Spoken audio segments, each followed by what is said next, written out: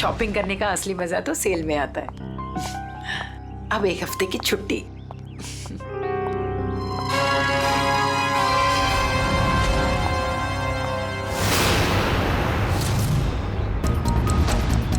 अब घर जाकर मम्मी से कहूंगी कि उनके हाथ की ठंडी लस्सी बना कर दे।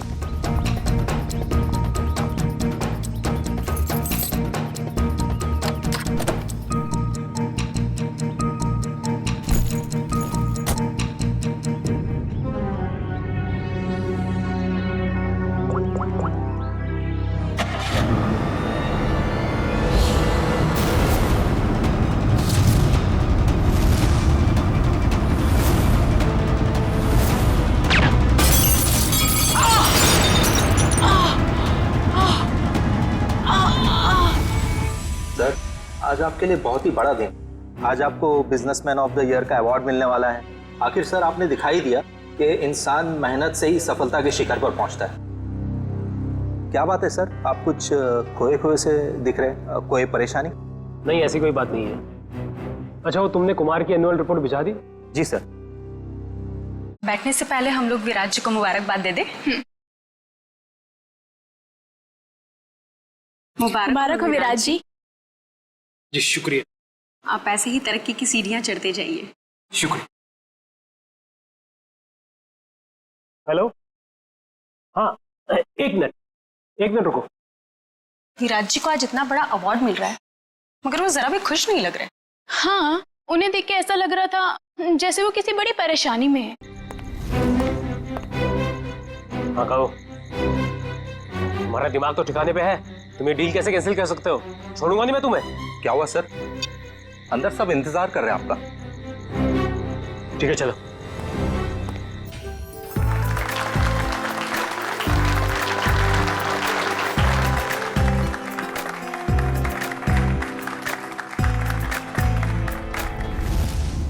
अब वक्त है उस घड़ी का जिसका आप सबको बेसब्री से इंतजार, बिजनेसमैन ऑफ द ईयर का अवार्ड देने का वक्त आ गया है।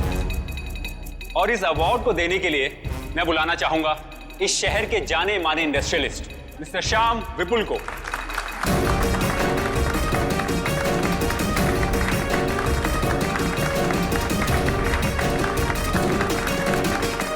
जैसा कि आप सभी जानते हैं, इस साल के बिजनेसमैन ऑफ द ईयर हैं मिस्टर विराज। अब मैं चाहूंगा मिस्टर विराज स्टेज पे आएं और अवार्ड रिसीव करें।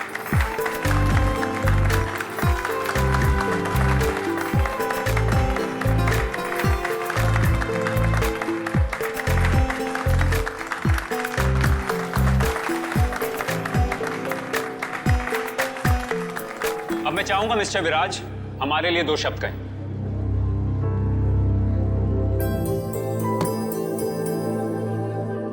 आप सभी का बहुत बहुत शुक्रिया। मैं सिर्फ इतना कहना चाहूंगा कि इंसान अगर चाहे तो मेहनत और ईमानदारी के बल पर जिंदगी में कुछ भी हासिल कर सकता है। इस अवार्ड को जीतने का श्रेय मैं अपने बहुत ही खास साथी। अरे ये क्या? अरे गोली चली, निकला से। चलो चलो, कहीं हमें ना लग जाए। निकला से। विराज क्या हुआ तुम्हें? अभिजीत, गोली तो बाएं तरफ से चली है। बस इसका मतलब गोली चलाने वाला इसके सामने नहीं खड़ा था, साइड से गोली चलाई इसने। अगर ये यहाँ पे खड़ा होके बोल रहा था बाईं तरफ से गोली चली है, सर यहाँ कहीं पे होना चाहिए खूनी को। हाँ, पर यहाँ पर तो दीवार है अभिजीत, मतलब खूनी दीवार के सामने खड़ा था इन सारे लोगों के बीच में। किसी ने तो सुना होगा, देखा होगा गोली चलाते वक्त। ये इधर दीवार पे मेहमान थे इस तरफ? सर 2 या 3। 2 या 3? कितने? सर 3। कौन लोग थे, कुछ याद है आपको? सर गोली की आवाज सुनकर वो लोग भाग गए। जो बचे यहीं बचे हैं। मेहमानों की लिस्ट तो होगी तुम्हारे पास? Yes sir. लाओ। Okay sir. वैसे आप लोगों ने देखा किसी को गोली चलाते हुए? नहीं सर। कमाल है, एक आदमी यहाँ पे गोली चलाता है, इनकी मौत हो जाती। सर दरअसल हम सबका ध्यान स्टेज पे चल रहे प्रोग्राम पे था, इसलिए गोली कहाँ से आई वो पता ही नहीं चला। हाँ हाँ सचिन, यहाँ पे सारी ग्लासेस बिल्कुल ठीक ठाक है, लेकिन इस ग्लास पे क्रैक है। अभिजीत, ग्लास में क्रैक है, मगर ग्लास खड़ा का खड़ा ही, गिरा नहीं है। ऐसा क्रैक तो तभी आएगा सर, ये ग्लास किसी से टकराए या फिर कोई बहुत जोर की आवाज हो ग्लास के पास। जरूर ये आवाज गोली चलने की है, और वो गोली इसी ग्लास के करीब से ही चली है। पंखे, हाँ आजा। देख, लगता है गोली यहीं से चली है, ग्लास के पास से।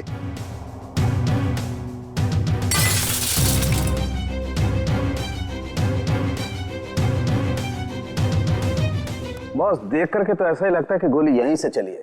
फिर भी 100% श्योर होने के लिए मैं अच्छी तरह से चेक कर लेता हूँ। चेक कर ले।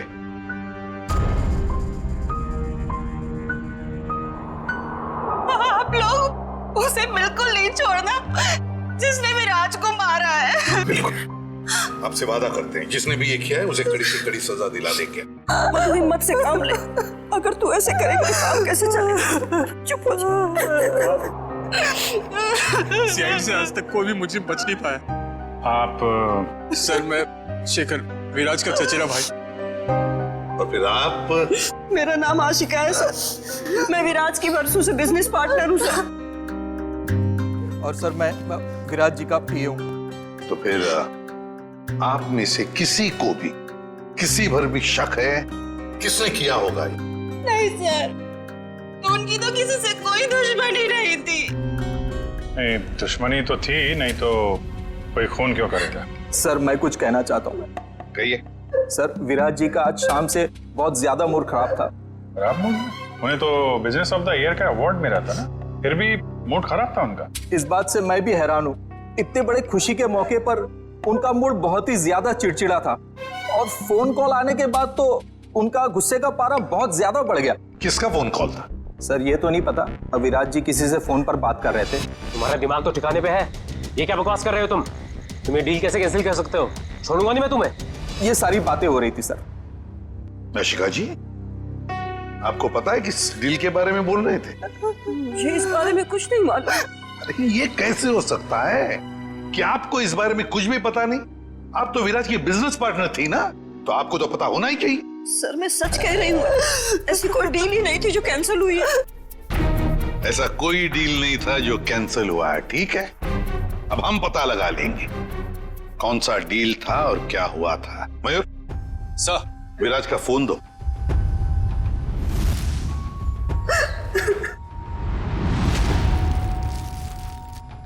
देखो जरा, आखिरी फोन।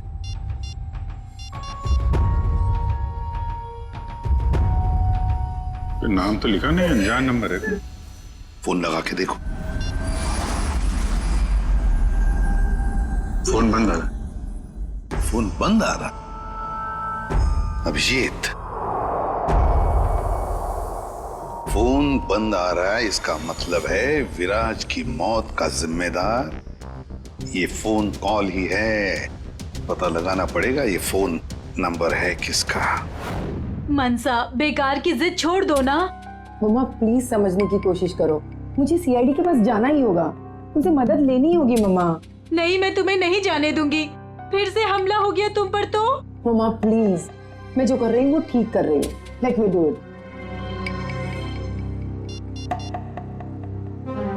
हाँ, मैं सीआईडी के पास जा रही हूँ, क्या तुम मेरे साथ चलोगे? ओके।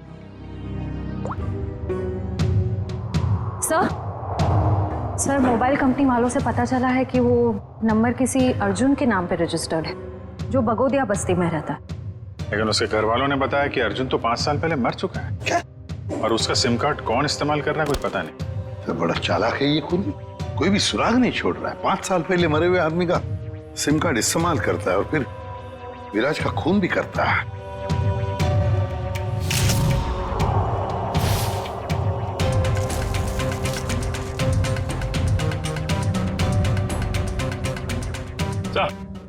हाँ। ये देखिए सर, ये देसी कट्टा मिला है इसमें से। लगता है खूनी भागते वक्त गलती से यहाँ गिरा गया। अजीब खूनी है सर, भाग गया लेकिन हथियार यहीं छोड़ गया। हमारे लिए? सर प्लीज हमारी मदद कीजिए, हम बहुत बड़ी मुसीबत में हैं सर। एक मिनट, कौन है आप लोग? सर मेरा नाम मनसा है और ये मेरे बिजनेस पार्टनर है अमन। अच्छा, क्या हुआ बताइए। सर हमें किसी ने मारने की कोशिश की है सर, हमारी जान पे हमला हुआ है। किसने किया हमला तुम लोगों पर? कौन, जानते हो आप लोग? सर कुछ नहीं पता है और समझ में नहीं आता है कि हमें मारकर किसे फायदा होगा। देखिए प्लीज आप घबराइए मत, हम लोग पता लगा लेंगे। अच्छा ये बताइए कि जब आप पे हमला हुआ तो क्या आप लोग साथ साथ थे? नहीं सर, अलग अलग जगहों पे हमला हुआ, मुझ पे मेरे ऑफिस में और मंशा पे शॉपिंग मॉल के पार्किंग लॉट में हुआ सर। जी सर, कल दोपहर को करीब 12 और 1 के बीच में। कल दोपहर को? और आप लोग आज हमारे पास आए हैं? आज? कल क्यों नहीं आए? सर हम घबरा रहे थे सर, बड़ी मुश्किल से हम हिम्मत बटोर के आपके सामने आए सर। अच्छा, जिन लोगों ने आप पे हमला किया उनके चेहरे तो देखे होंगे ना आप लोगों ने? सब कुछ इतना जल्दी हुआ कि मैं ठीक से कुछ देख भी नहीं पाई। और ये देखिए, गोली मेरे बाजू में लगी। बड़ी अजीब बात है, गोली चलाने वाले ने देखा तक नहीं कि गोली निशाने पर लगी है या नहीं।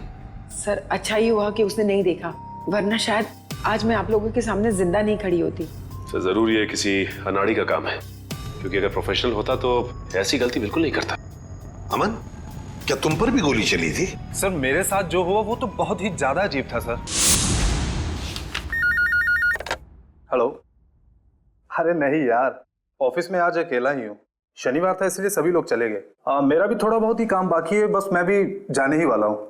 Okay, take care, bye bye bye.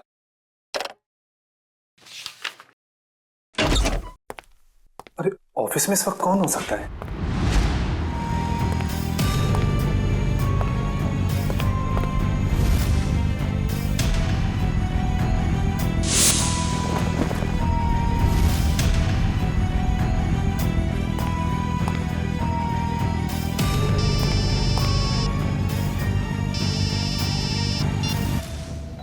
क्या उधर रुका था मैं? अमन पर गोली चलाने गया था, वो बिना गोली चलाए वापस चला जाता है, ऐसा क्यों? नहीं नहीं नहीं, ये कुछ अलग ही चक्कर है। सर ये रहा स्केच। Thank you. जाओ। आपको पूरा यकीन है यही लोग हैं वो? हाँ सर, लगभग ऐसे ही थे। ठीक है, थैंक यू वेरी मच। अब आप लोग जा सकते हैं, लेकिन निश्चिंत रहिए, आपकी सुरक्षा के लिए हमारे सीआईडी ऑफिसर्स तैनात रहेंगे। Thank you. Thank you sir. Shreya, देखो क्या ये दोनों पुराने पापी है क्या?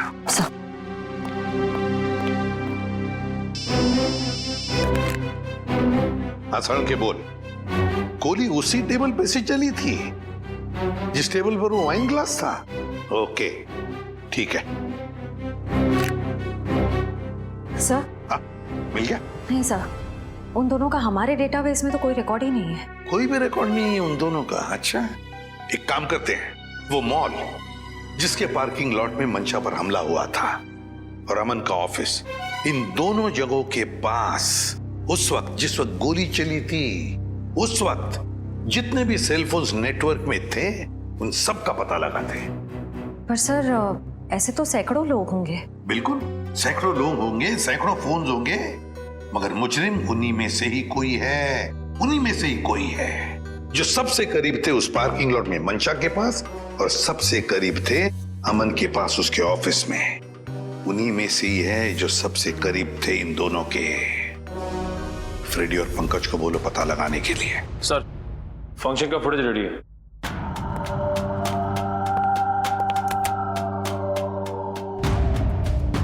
निखिल, अब जूम करो उस टेबल पर जहां से गोली चली थी।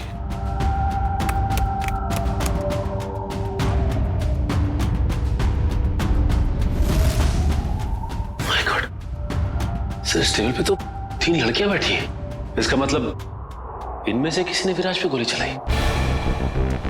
पता लगाना पड़ेगा है कौन ये 3 लड़कियां। इतनी लंबी लिस्ट, मुझे तो मेरे स्कूल के दिन याद आ रहे हैं और इतिहास के राजा महाराजा के नाम रट रहा हूं। ले भैया, एक और लिस्ट आ गई। इतनी लंबी लिस्ट, सर मैं बेहोश हो जाऊंगा। घबराइए नहीं सर, ये आखिरी है। अच्छा, मुझे तो नींद आ रही है। उस दिन मंशा वाले मॉल और अमन के ऑफिस के पास इतने सारे लोग थे, जो हमें चाहिए उसे ढूंढेंगे कैसे? एक काम करते हैं सर, 2-4 लोगों को फोन करके देखते हैं। हमारा नसीब शायद बुलंदी पे हो और हमें मुजरिम मिल जाए। अच्छा आइडिया है, लगा phone. Inky pinky ponky, Freddy sir loves a donkey, ये वाला नंबर है।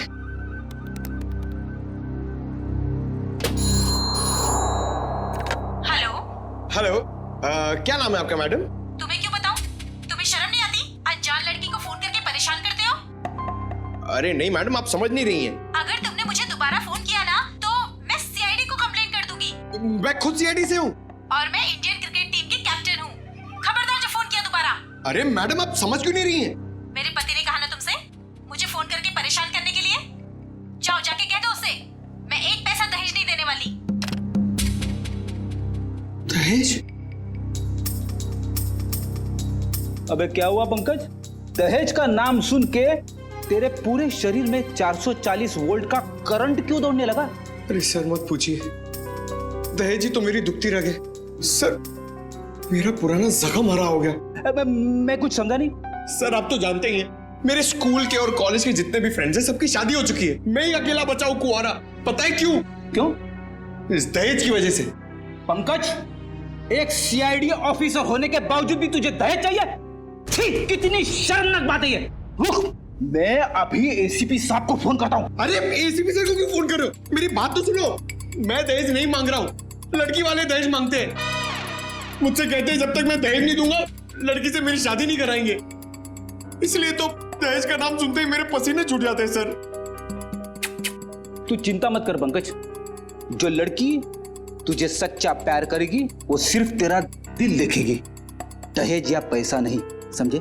सच्ची सर? हाँ। अब चल, अब ये शादी के सपने देखना बंद कर और काम पे लग जा। काम पे लग जा? लिस्ट इतनी लंबी है।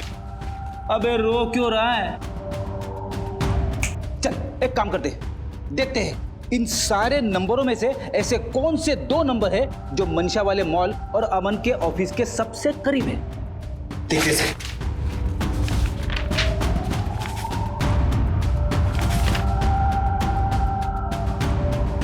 सर ये नंबर देखिए सर।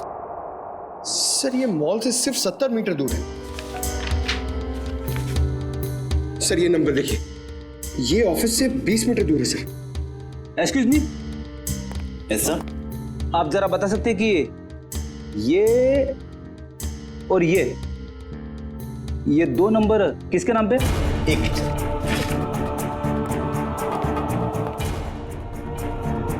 सर अगर आपकी नजर में कोई सुंदर सुशील प्यारी सी लड़की होगी ना सर, तो मुझसे मिलवा दीजिएगा सर। वो क्या है ना, मेरी मॉम चाहती है कि मेरे हाथ जल्दी से जल्दी पीले हो जाए। प्लीज जरा ध्यान रखो। Sir excuse me sir, sir ये दूसरा वाला नंबर ट्रेस करने में थोड़ा टाइम लगेगा, मगर ये पहला नंबर किसी शीतल कुमार का है। शीतल? मतलब पंकज, उस दिन मंशा को मारने कोई लड़का नहीं बल्कि लड़की आई थी। मंशा ने तो कहा था कि कोई लड़का था। ये केस तो और भी उलझता जा रहा है। एक काम करता हूं, दया सर को फोन करता हूं। सर क्यों बुलाया हमें यहाँ?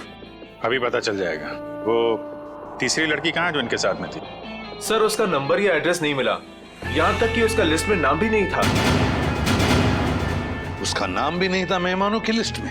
तो फिर अब ये जरूर किसी और के इनविटेशन पर अंदर घुस गई और विराज पर गोली चलाकर भाग गई। क्या उसने विराज जी को मारा? जी हाँ, और आप दोनों उसके साथ में बैठी थी, तो उसके पास गन थी, आपने देखा कैसे नहीं? सर मेरा सारा ध्यान तो फंक्शन की तरफ था। सर मेरा भी। वाह, तुम दोनों का फंक्शन की तरफ इतना ध्यान था कि तुम्हारे बगल में बैठी हुई लड़की अपना गन निकालती है, निशाना साधती है और गोली चलाकर भाग जाती है, इसका तुम्हें पता भी नहीं था। कैसे मान सकते हैं हम ये? चलिए बताइए, और क्या याद आता है उस लड़की के बारे में? सर उसने एक बड़ा सा बैग रखा था टेबल पे, और शायद इसीलिए हमें गन नहीं दिखी। कहाँ पर? सर वो जो टेबल है ना, उस पे जो फूलों का गुलदस्ता पड़ा है, उसी के पास। और वाइन का गिलास बैग के बगल में ही था? जी सर था, और वो उस बैग के साथ कुछ छेड़खानी भी कर रही थी। जरा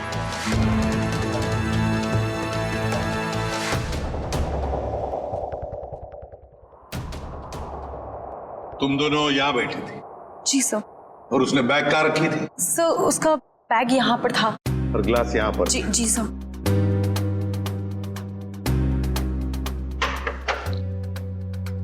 मतलब अभिजीत बैग के अंदर गन छुपा कर रखी थी। वो कह रही थी ना, छेड़छाड़ कर रही थी बैग के साथ। निशाना साधा उसने और गोली चला दी। सर उसका चेहरा तो हम देख ही चुके हैं, उसकी फोटो टेलीविजन और अखबारों में दे दें सर? हाँ, मगर उससे पहले अभिजीत सीसीटीवी फुटेज चेक करो। सर, ये जो दोनों कैमरास है ये फंक्शन हॉल के अंदर के हैं और ये मेन गेट का।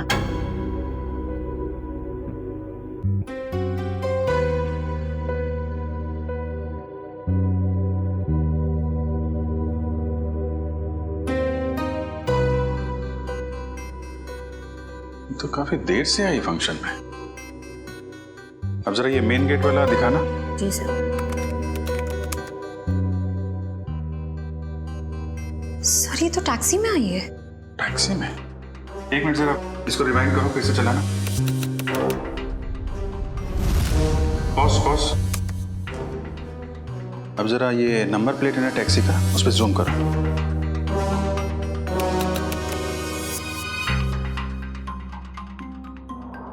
टैक्सी कंपनी से पता करो कहां से बैठी थी ये इस टैक्सी में। जी हाँ, मैं उसी टैक्सी की बात कर रहा हूँ, VWJA 3856। जी हाँ, 23 नवंबर की रात लगभग 8 बजे के आसपास इस टैक्सी ने एक लड़की को तिरला ऑडिटोरियम पहुंचाया। देखिए, इस लड़की की सारी डिटेल चाहिए हमें। जी हाँ, खून का मामला है। क्या कहा टैक्सी कंपनी ने? सर कंपनी वाले सारी डिटेल्स ईमेल कर रहे हैं सर। ओके, टैक्सी कंपनी का ईमेल आ गया।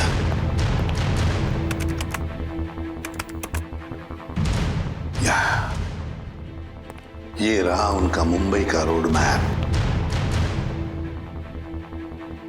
और ये है वो लाल डॉट, ये है वो टैक्सी और उस टैक्सी का रूट ये था, ये देखो, तिरला ऑडिटोरियम।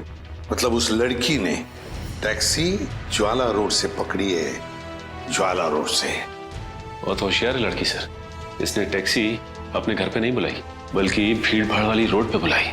लगता है इस लड़की का घर ज्वाला रोड के आसपास ही होगा। निखिल, काम करो, तुम और जयवंती जाओ, ज्वाला रोड जाओ और अच्छी तरह से पूछताछ करो।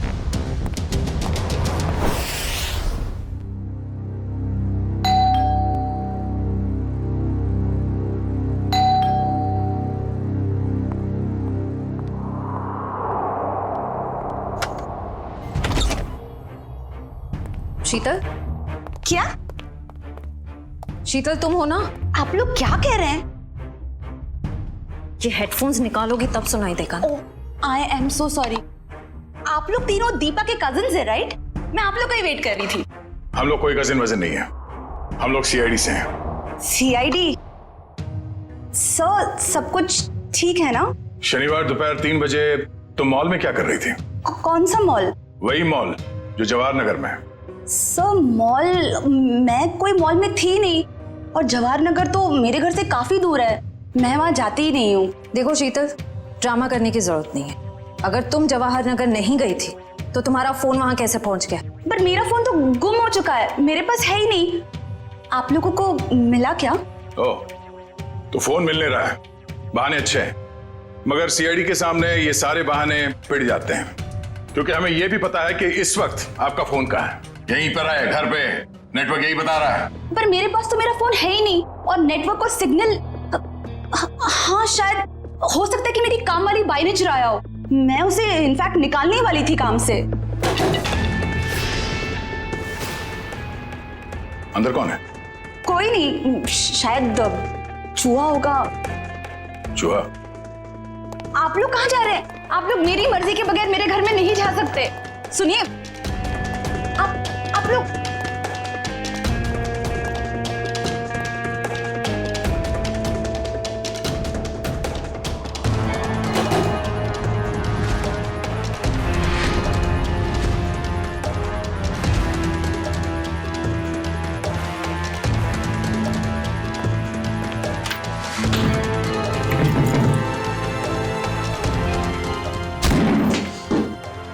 शर्म नहीं आती? ऐसे कैसे अंदर घुसे चले आते हो? अब क्या करें, आदत से मजबूर है। क्या? काफी बड़ा चूहा है, इसे खुराक की जरूरत है, हम ले जाते हैं।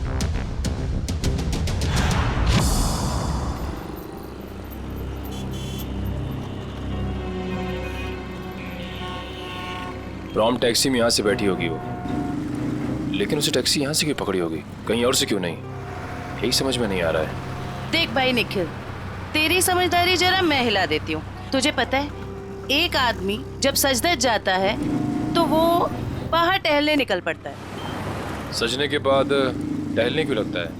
डिपेंड करता है, अगर जवान बच्चा हो तो कुड़ियों छुड़ियों पे लाइन मारने निकल पड़ता है, और अगर बुजुर्ग हो तो खुशी में निकल पड़ता है। लेकिन औरतों और लड़कियों का ऐसा नहीं होता, तुझे नहीं पता? नहीं। लड़कियों के बारे में कुछ तो पता होगा। वो कुछ भी नहीं पता? नहीं।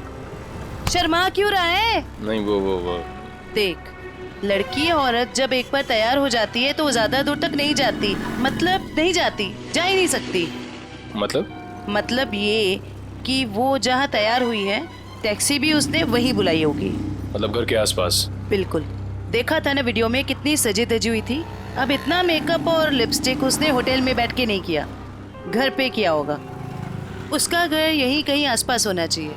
अब एक बात मैं आपको बताता हूँ, लड़कियों के बारे में? नहीं, बंदा जा रहता है, अक्सर दवाई वगैरह वहीं आसपास से लेता है। होशियार है तू। वो तो चल ढूंढे उसे।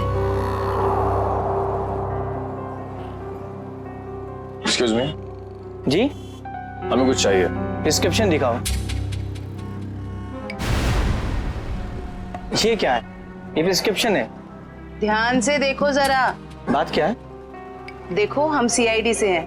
ये फोटो ध्यान से देखो और बताओ, तुमने पहले इसे कहीं देखा है? तो मेरी। ये तो मेरी। नहीं, मेरी कुछ नहीं लगती। ये तो वही है ना? अरे देखना, ये वही है ना? अरे हाँ, ये तो वही है 11 नंबर बंगले वाली। 11 नंबर वाली? हाँ, 11 नंबर पे रहती है, घर से फोन करती है। बहुत बार घर पे दवाई भेजी हमने इसकी। क्यों, बीमार है क्या? नहीं, हट्टी कट्टी है। 11 नंबर वाली।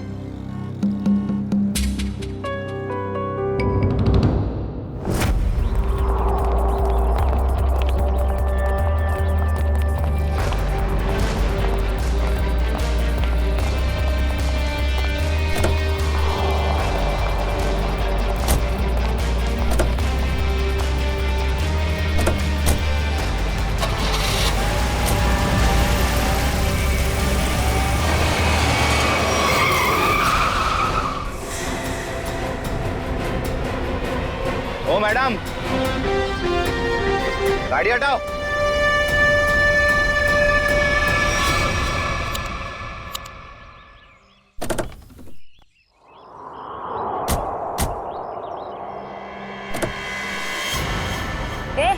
क्या बदतमीजी है? चल गाड़ी हटा। अगर यहाँ बदतमीजी नहीं पसंद तो सीआईडी ब्यूरो चलो, वहां कर लेंगे थोड़ी बदतमीजी। सीआईडी?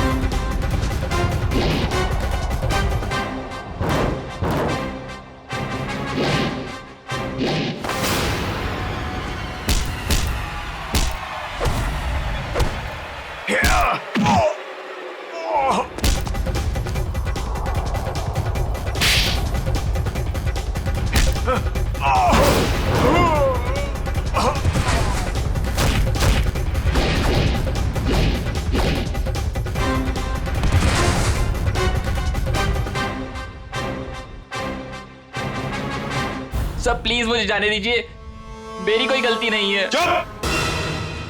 पैसे लेकर लोगों को मारते और कहते हो तुमने कुछ नहीं किया। किसने कहा था तुम्हें मंशा और अमन को मारने के लिए? प्रीतम ने। कौन प्रीतम? वो बड़ी पार्टियों से सुपारी का कॉन्ट्रैक्ट लेता है और हम जैसे लोगों में बांट देता है। मुझे मंशा को मारने के लिए कहा था उसने, और मेरे दोस्त रिंकू को अमन की सुपारी दी थी। मतलब पैसे लेकर लोगों को मारने का पूरा नेटवर्क ये प्रीतम चलाता है। और फिर मंशा और अमन को मारने के लिए प्रीतम को किसने कहा? प्रीतम को किसने कॉन्ट्रैक्ट दिया था? सब विराज ने। विराज? सर इसका मतलब विराज, मंशा और ये अमन का केस आपस में जुड़ा हुआ है। हाँ, पर मजे की बात ये है सचिन कि विराज ने प्रीतम को कॉन्ट्रैक्ट दिया मंशा और अमन को मारने का, और फिर विराज का ही खून हो गया। सर कहीं ऐसा तो नहीं कि अमन और मंशा ने मिलकर विराज को मरवा दिया हो? तो फिर मंशा और अमन हमारे पास क्यों आते? अच्छा, ये तुम्हें सुपारी मिली थी ना मंशा और अमन को मारने की, तो फिर तुम और तुम्हारे दोस्त नाकामयाब कैसे हो गए? नाकामयाब नहीं हुए थे सर, प्रीतम ने आखिरी वक्त पर सुपारी कैंसिल कर दी थी। प्रीतम ने आखिरी वक्त इन दोनों को मारने का प्लान ही कैंसिल कर दिया? क्यों? ये चक्कर क्या है? मुझे तो लगता है विराज की मौत के पीछे इस प्रीतम का हाथ है। दीपिका। जी सर। तुम्हें विराज को मारने के लिए किसने कहा था? प्रीतम ने। प्रीतम ने? सर मगर प्रीतम को किसने कहा होगा विराज को मारने के लिए? वो भी पता चल जाएगा निखिल। सर मुझे कितनी देर यहाँ रुकना पड़ेगा? क्या मैं घर जा सकती हूँ? क्यों?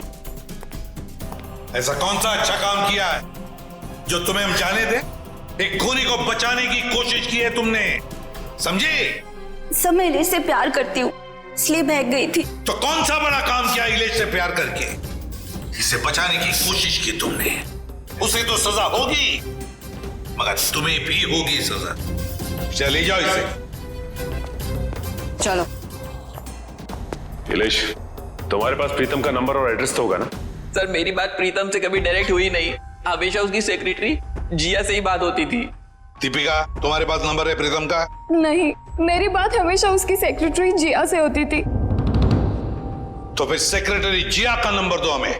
सर कोई एक नंबर हो तो बताएं, हमेशा नए नए नंबर से फोन करती थी वो। और हाँ, किसे मारना है उसकी सारी जानकारी एक लिफाफे में डालकर घर के बाहर रखती थी। नए नए नंबरों से फोन करती थी। बड़ी चालाक समझती है ये अपने आप को सेक्रेटरी जिया, लेकिन उसे पता नहीं अब उसका पाला पड़ा है हमसे, सीआईडी से। अब ज्यादा देर बच नहीं सकती वो। जिया ने जिन जिन नंबरों से तुम्हें फोन किया है वो सारे के सारे नंबर चाहिए हमें अभी, इसी वक्त।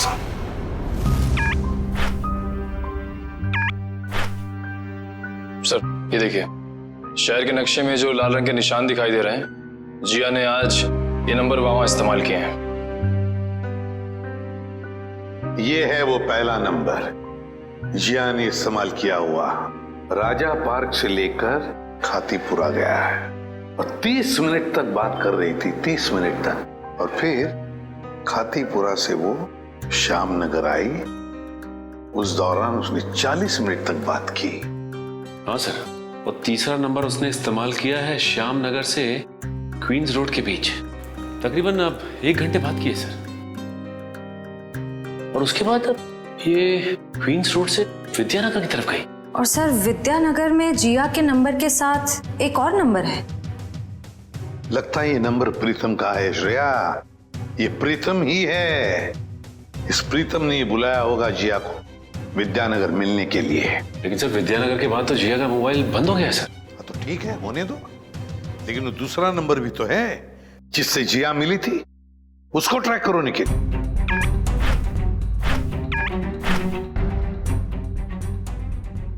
सर फिलहाल ये नंबर सिविल लाइन के किसी बंगलो में है, bungalow number 17। Civil Lines bungalow number 17। Jiya, तेरी साड़ी तो बहुत अच्छी लग रही है, कहाँ से खरीदी? स्पेशली ऑर्डर देके बनवाई है, डिजाइनर है। वाह जिया, तेरी चॉइस को तो मानना पड़ेगा। 1 मिनट। मेरा एक बहुत पुराना दुश्मन है, मुझे उसे मरवाना है, दाम जो भी चल लग जाए। लगता है किसी आशिक का फोन आया है। मैं प्रीतम जी की सेक्रेटरी बोल रही हूँ। आपका संदेश उन तक पहुँचा दूंगी। 10 लाख लगेंगे। अरे 20 लाख दूंगा, लेकिन वो बचना नहीं चाहिए। बहुत नफरत करते हैं उनसे। ऐसा क्या बिगाड़ा है आपका? मिल के बताता हूँ आपको। लगता है दरवाजे पे कोई आया है। मैं आपको थोड़ी देर में कॉल करती हूँ।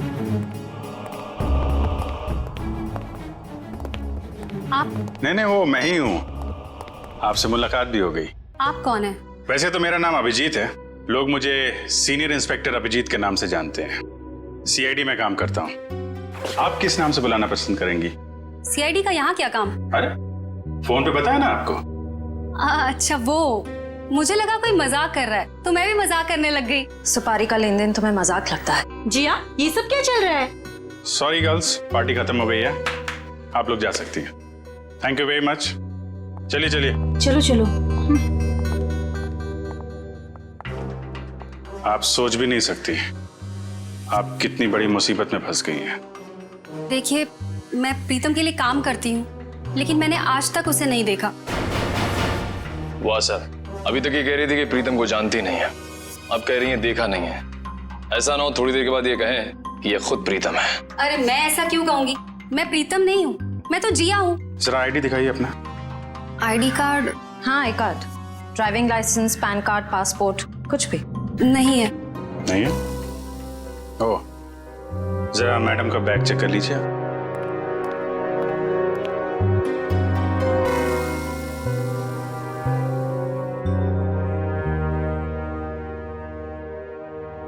सर, इस खूबसूरत चेहरे का नाम है प्रीतम योगिता। अच्छा, तो आप प्रीतम हैं? भाग के कहाँ जा रही हो? पहले अपने चेहरे का मेकअप तो करवा लो।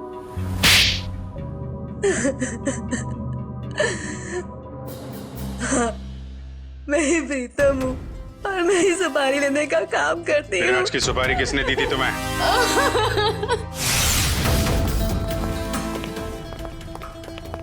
माफ कीजिएगा, ऐसे ही चले आए। क्या करते, काम बहुत जरूरी था। आपने दीपिका को गिरफ्तार कर लिया? जी, सीआईडी से वो बच नहीं पाई। लेकिन उसने ऐसा क्यों किया? विराज ने उसका क्या बिगाड़ा था? नहीं, विराज ने दीपिका का कुछ नहीं बिगाड़ा था। तो उसने मेरे भाई को क्यों मारा? क्योंकि किसी ने सुपारी दी थी दीपिका को विराज को मारने की। विराज की सुपारी? लेकिन विराज की सुपारी किसने दी? एक ऐसे इंसान ने दी जो इस वक्त यहाँ मौजूद है हमारे बीच में, और जो विराज की मौत पे मगरमच्छ के आंसू बहा रहा था। कौन? हाँ? शेखर, तो भागने दौड़ने का बहुत शौक है आपको? हमारी जेल के बाहर एक बहुत बड़ा मैदान है, वहां आपका ये शौक पूरा हो जाएगा।